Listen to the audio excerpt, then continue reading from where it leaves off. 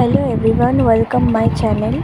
সামনেই আমার পুচকে বোনের অন্নপ্রাশন, তো ওর জন্য কী করব ভাবতে ভাবতেই বোনের জন্য এই লেখাটা লিখবো বলে ভাবলাম।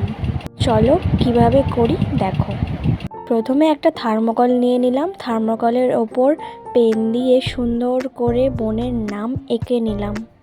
লেখাটাকে মোটা মোটা করে লিখতে হবে, কারণ যাতে কাটতে সুবিধা হয়।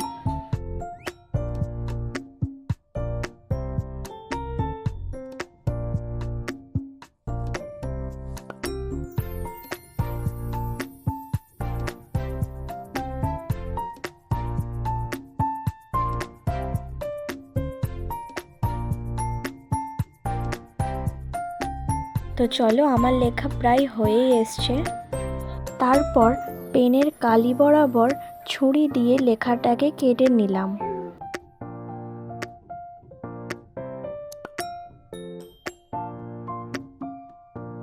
তারপর আবারও একটা থার্মোকল নিয়ে দিকে দুরকম কালার করব বলে মাঝখান দিয়ে একটা লাইন টেনে নিলাম। তো একদিকটা করলাম হলুদ, একদিকটা করব লাল।